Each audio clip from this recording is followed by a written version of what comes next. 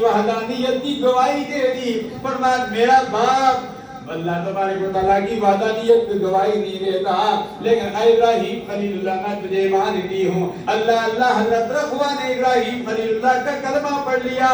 اللہ تبارک و تعالیٰ نے نمرود کی بیٹی جس نے کلمہ پڑھ لیا حضرت رغوہ، اللہ ابراہیم خلیل اللہ نے اپنے بیٹے حضرت مدین سے اس کا نکاح کرا دیا۔ حضرت مدین سے جب نکاح ہوا، حضرت رغوہ کے پیٹ سے جو 20 بیٹے اللہ تبارک و تعالیٰ نے دیا، اور 20 کے 20 بیٹوں کو اللہ تبارک و تعالیٰ نے نبوت سے سرفراز فرما دیا۔ جسے رب رکھے اسے کون چکھے۔ تو دیکھو نمرود ہے جس نے ساری زندگی مخالفت کی، لیکن اسی کی بیٹی حضرت ابراہیم خلیل اللہ کی بہو بنتی ہے، اور آپ کے بیٹے حضرت مدین کے نکاح میں آتی ہے، اور جو 20 بیٹے پیدا ہوتے ہیں اللہ ان کو بھی نبوت سے سرفراز فرماتا ہے۔ یہ قربانی کا صلہ ملا ابراہیم خلیل اللہ کا، اپنی جان کی قربانی دی۔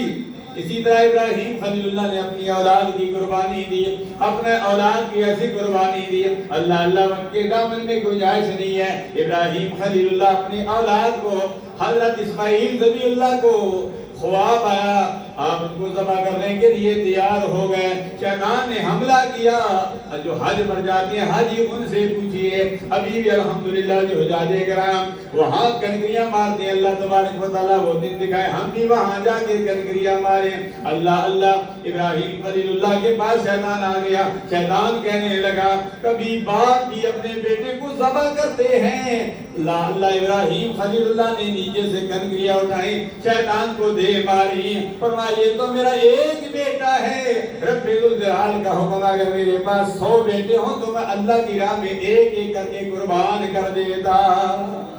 اللہ ابراہیم خلیل اللہ آگے چلتے ہیں، دوسرے مقام پر پھر شیطان نے حملہ کیا، تیسرے مقام پر پھر شیطان نے حملہ کیا، تینوں مقام پر اب نشان لگا دیے گئے ہیں۔ اللہ ابراہیم خلیل اللہ نے تینوں مقامات پر آپ نے کنکریاں دے ماری۔ قیامت تک حاجیوں کے لیے یہ واجب قرار دیا گیا، ان کے لیے ضروری قرار دیا گیا، اے حاجیوں جب تک میرے پیارے ابراہیم خلیل اللہ کی ادا سنت کو نہیں اپناؤ گے میں تمہارا حج قبول نہیں کروں گا۔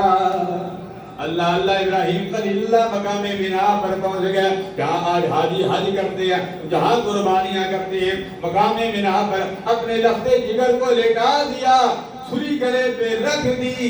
اللہ ابراہیم خلیل اللہ چھری چلاتے ہیں، چھری چلتی نہیں ہے۔ اللہ ابراہیم خلیل اللہ رب ذوالجلال کی بارگاہ میں عرض کرتے ہیں، یا الہ العالمین تیرا ہی حکم تھا، دیر ہو رہی ہے۔ رب ذوالجلال نے فرمایا اے جبریل جلدی کر، آج میرا پیارا خلیل قربانی کیے بغیر واپس نہیں جائے گا، جنت سے دمبا لے جا۔ اللہ جنت سے دمبا لا کر حضرت ابراہیم خلیل اللہ کی چھری کے نیچے رکھ دیا گیا، چھری چلنے لگی۔ ابراہیم خلیل اللہ خوش ہو گئے کہ اللہ نے میری قربانی کو قبول کر لیا ہے۔ جب آنکھوں سے پٹی ہٹاتے ہیں کیا دیکھتے ہیں؟ حضرت اسماعیل ذبیح اللہ مسکرا رہے ہیں، دمبا ذبح پڑا ہے۔ قرآن کہتا ہے وَفَدَيْنَاهُ بِذِبْحٍ عَظِيمٍ وَتَرَكْنَا عَلَيْهِ فِي الْآخِرِينَ سَلَامٌ عَلَىٰ إِبْرَاهِيمَ۔